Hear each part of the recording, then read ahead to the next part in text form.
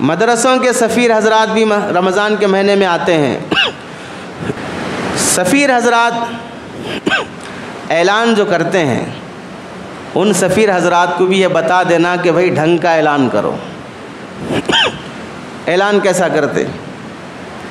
हमारे मदरसे में गरीब, यतीम, लाचार, मजबूर, जिनके माँ बाप नहीं है, कोई सहारा नहीं है, कोई गुजारा नहीं है, मदरसे का कोई मुस्तकिल इनकम नहीं है, कोई ऐसे मुस्तकिल मुआविन और साथ देने वाले नहीं हैं, आप ही के चंदे पर ये मदारिस चलते हैं।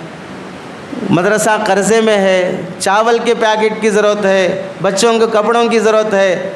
ऐसे घटिया ऐलान नहीं करेंगे, ऐसा घटिया और सड़ा हुआ ऐलान नहीं किया जाएगा। ऐलान मस्जिद में करने के लिए कमेटी की ज़िम्मेदारी होगी कि ऐलान लिख के दो कि भाई ऐलान ऐसा होगा। कैसा होगा?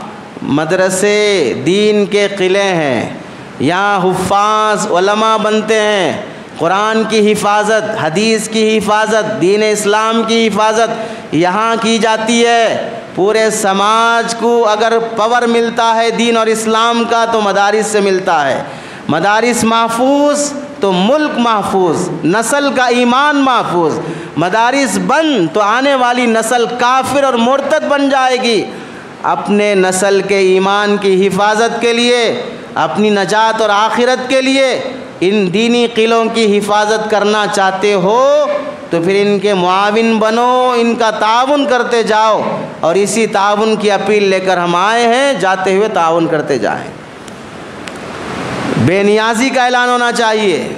जिसके माल को अल्लाह कबूल करेगा वहाँ पर देगा, और जिसके माल को अल्लाह कबूल करना नहीं चाहेगा, शराब में जाएगा, सूद में जाएगा, हॉस्पिटलों में जाएगा, रिश्वतों में जाएगा, पेंशनों में जाएगा, शॉपिंगों में जाएगा, मदरसे में नहीं जाएगा, कुरान की खिदमत में नहीं जाएगा, हदीस की खिदमत में नहीं जाएगा।